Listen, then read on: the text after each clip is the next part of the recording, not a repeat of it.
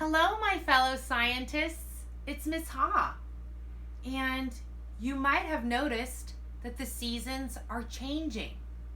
On September 22nd, the autumn equinox took place, and that's when the seasons change and we go from summer to autumn. And it's also the day where we have equal parts day and equal parts night. That means equal parts light and equal parts darkness. You might have been noticing the weather is starting to change. And even based on what I'm wearing, you can see I'm wearing a sweatshirt, a handkerchief, and a hat. And it's getting colder where I am, and maybe it's getting colder where you are too. We've got a couple of warm days here and there. But autumn generally gets colder, and some of you watched that Brain Pop video with me with Annie and Moby, and we saw that. So I was thinking about what we would talk about and learn with the Breathing Spirit Guide, and we decided that it would make sense to talk about breathing in the cold because I don't know whether you notice this or not, but sometimes our breathing changes in the cold. Have you ever noticed when you go outside and you feel cold and chilly? Have you noticed what happens to your breath? Well, that also affects our body and how we feel. So maybe if we close our eyes and we ask for the Breathing Spirit Guide to join us, I'm in a comfortable seat, so I even like to go crisscross. I put my hands on my knees and I straighten my spinal cord. And I'm just going to start inhaling and exhaling through my nostrils. That usually helps.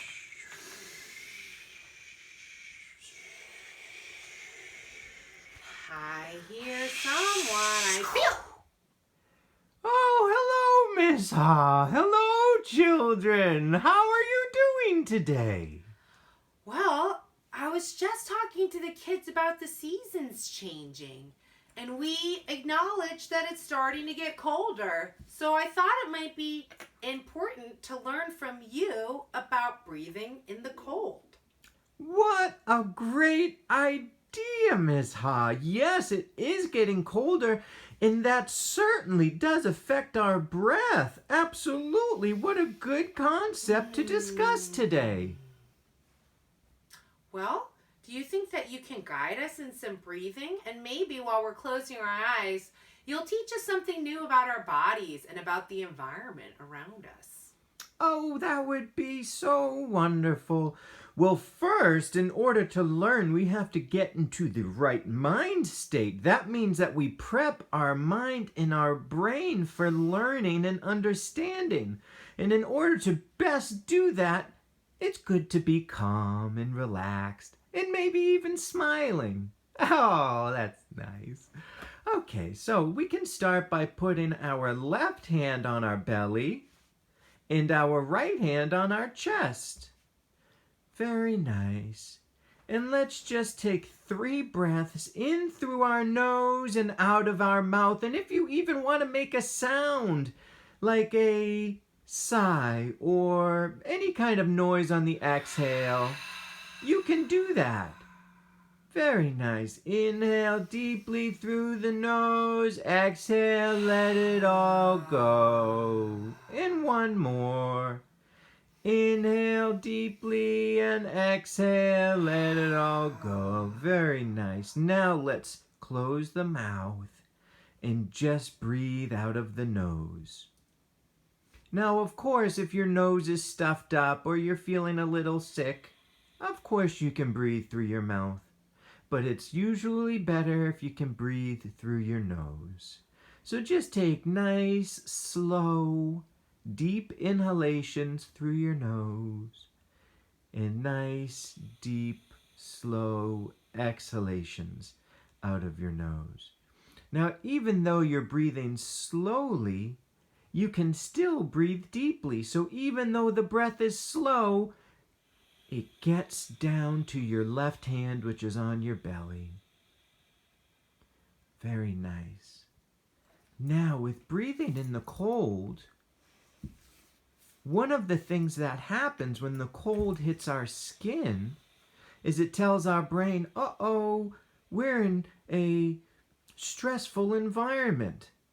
And oftentimes what happens is our breath becomes short. Yes.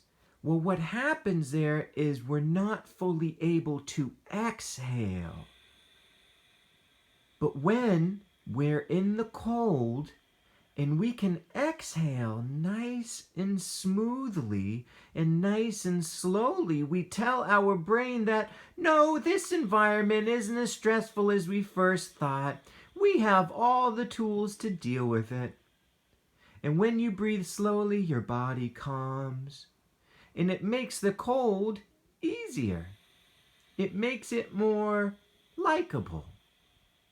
Now, of course, that doesn't mean that we go outside in just shorts and a t-shirt all the time when it's cold. We wear warm clothes and hats and things like that to protect us, but we can also protect ourselves from the inside with our breath. I really like that idea. Protecting ourselves from the inside and the outside. There's multiple things that we can do.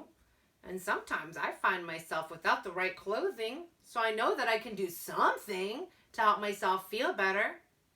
So I really like all of that information, and I'm going to think about it because I know winter is coming. And during winter it gets a lot colder, actually, especially in places like New York. So I'm going to think about my breathing to stay calm. And I also know that my breath is connected to my circulatory system. And the kids have learned about their blood before. And so when we send more oxygen to our blood and our blood vessels can open up and send blood to our fingers and our toes, that warms us up too. I think Bella agrees. Thank you, Breathing Spirit Guide. My pleasure. And remember your exhales. Bye, Miss Ha. Goodbye, children. Goodbye.